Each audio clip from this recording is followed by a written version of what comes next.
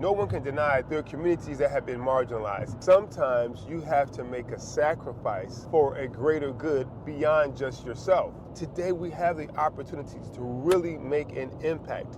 How do we as entrepreneurs not only support concepts and ideologies that help uplift communities at large, but how do entrepreneurs who are from marginalized communities financially uplift the very community, not only that they come from, but that also help make them rich? How do we do that?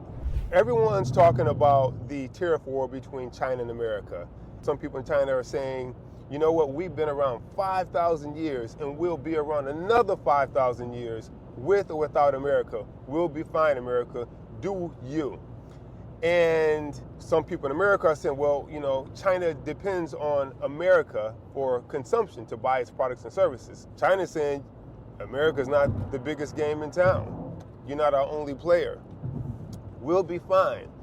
And I'm like, man, that's a pretty strong stance. Like, how many other communities can say that? Even in America, you always find an Asian community, an Asian specific community, where people outside of that community come and shop there, but people from within the community always shop there, always. And you don't really see that in certain communities. And it makes me think about the struggle and sacrifice the Asian community is willing to make in order to not be bullied by a particular person or a particular ideology.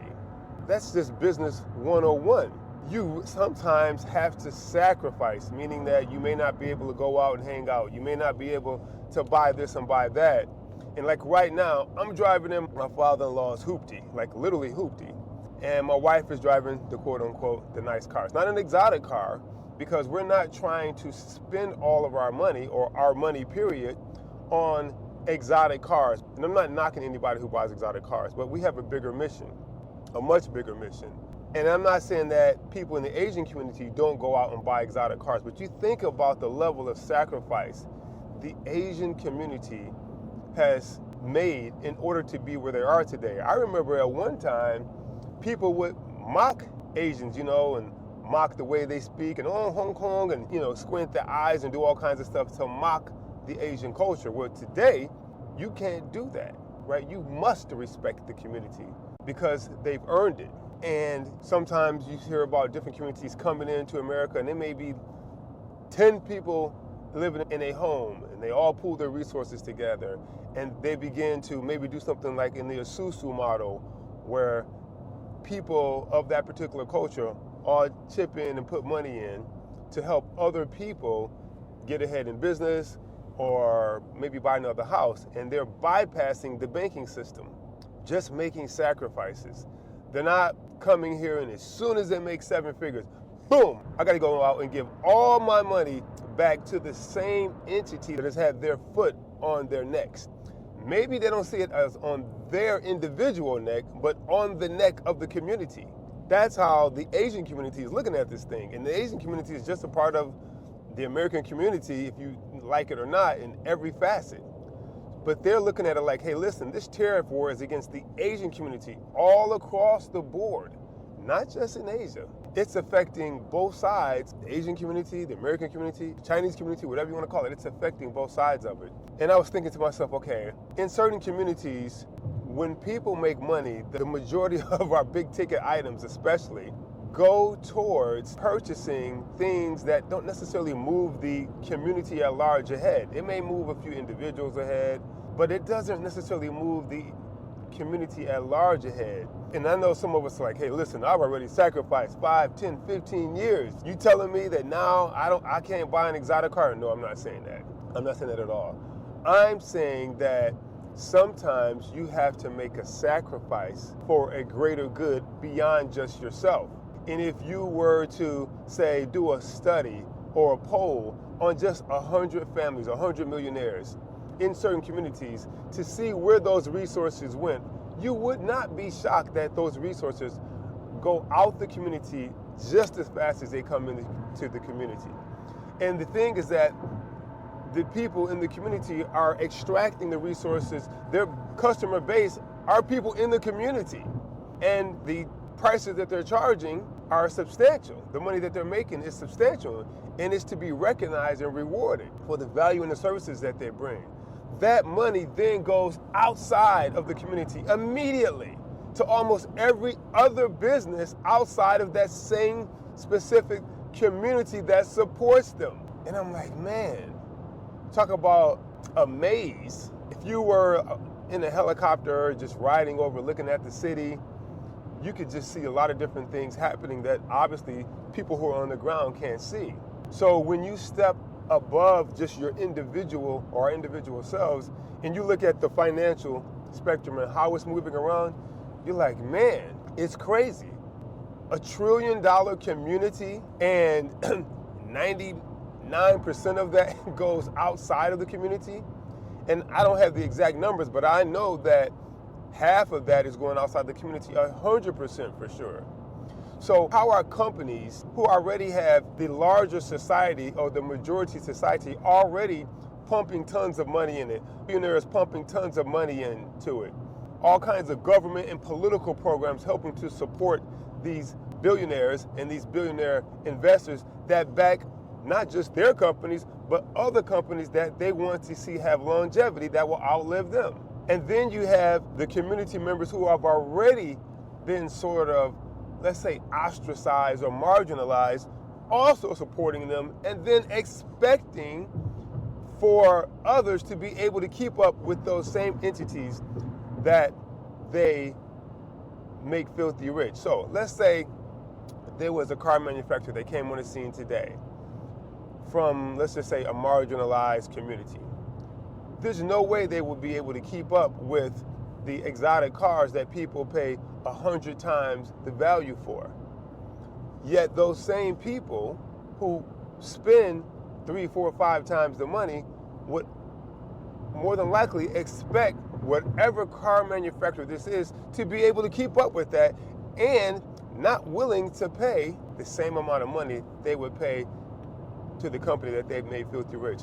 I remember a sales guy, a really popular sales guy out there, and he's part of the majority society, and he was talking to a group of people telling them, hey, listen, all of us make all this money, but some of you all aren't even making that kind of money. Some of you all aren't making that much money.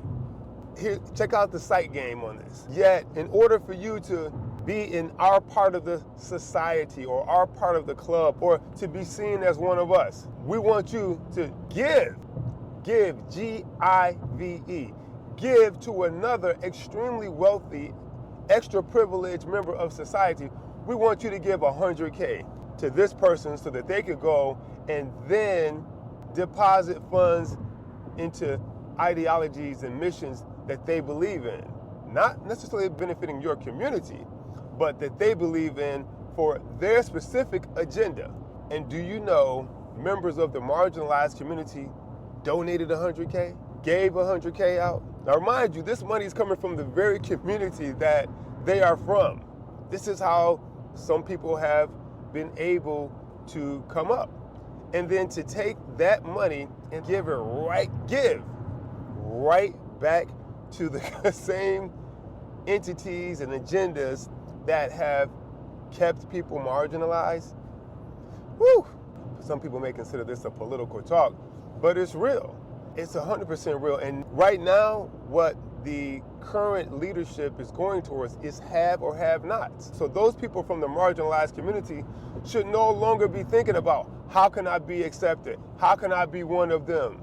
To the point where there's no difference, right? It's just whoever makes the most money. I'm just a capitalist and that's it. Maybe there's a certain thing as a conscious capitalist, but to only just be a capitalist means you have to totally do away with your identity, with your culture, your history, which is what's happening. You have to do away with everything and only it be about $1 and how you can make $1. So that what? It goes right back to the same community that has kept people marginalized. No one can deny that that has been the case. No one can deny that there are communities that have been marginalized. If so, then something is like maybe mentally wrong, or maybe there's a state of denial, or maybe there's just like, hey, we don't want to acknowledge it, and that's cool too. no one else's responsibility. The purpose of this is to say, how do we as entrepreneurs, no matter where you're from, no matter what culture, what ethnicity you're from, how do we as entrepreneurs not only support concepts and ideologies that help uplift communities at large, but how do entrepreneurs who are from marginalized communities financially uplift the very community, not only that they come from, but that also help make them rich, make them successful? How do we do that? That is a question. So one way you do that is you can get into the payment processing industry. This is just one way, but I think it is the most viable ways to be able to help the community, because everyone's already spending money. Everyone's already swiping cards, inserting cards, keying in cards, clicking links for products and services. So it's not like we have to recreate this wheel or recreate this system. And so if you are in the entrepreneur community, then work with other entrepreneur-based payment processing companies. And if you desire to help your community and you want to start a payment processing agency, then now every time someone in your entrepreneur community or your community for trading or your community for high ticket coaching or high ticket sales or your specific community, it could be a community where young men have unfortunately been incarcerated at a higher number. It could be a community where there's more pregnancy. It could be a community where government programs have just been slashed.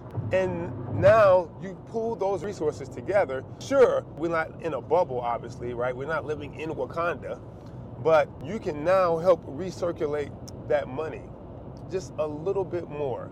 So as an example, your payment processing agency, now when you work with some of your students, some of the people in your community, some of the businesses that you are affiliated with, that you help make filthy rich, you can help match them up with a payment processing company that's registered directly with the car brands. And whenever they make a sale or have a transaction, you receive a small percentage of every single transaction that happens. So the money just doesn't go to the billionaire-backed firm. Now, they will get some, but they're not going to get all. The way it works now is they're getting everything at all different levels. You got the car brands who get paid, then you have the banks who take a little bit of it, you have the payment processing who takes a little bit of it, you got the Fed who takes a little bit of it. Like, everybody gets a little piece of the action, except you, the consumer, who's making everything possible by the vote of your dollar. We have the opportunity. It's not popular, it's not well known, it's not something that many of us are in, especially at a particular level.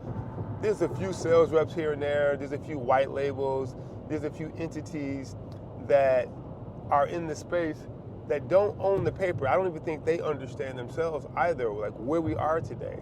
Today we have the opportunities to really make an impact. Just imagine you have a community where you've helped them make, let's say, $10 million or $20 million. And now, out of that $20 million that you've helped them make, you're able to keep 2% of that, 3% of that. Like, you know how significant that can be? You can hire more staff, you can hire more people in your community. There's so much you can do. You can make better products and services. You can give more. And you don't have to give more just for the purpose of a tax write-off. You can actually really give more from the bottom of your heart and do the tax thing. There's all kinds of institutions that could be started. So a few different things in order to get the one point, and that is making sure that in the entrepreneur community, marginalized, and those who are just sick and tired of being sick and tired and they don't want Big Brother with their foot on their neck. Here is an opportunity where you, as a payment processing agency, can make a tiny percentage of every single transaction that happens in your community and communities you are associated with. You want to learn more, you want to know more, I want you to comment PPA, and there will be a link somewhere in here, hopefully there will be, where you can learn more. So appreciate you for tuning in.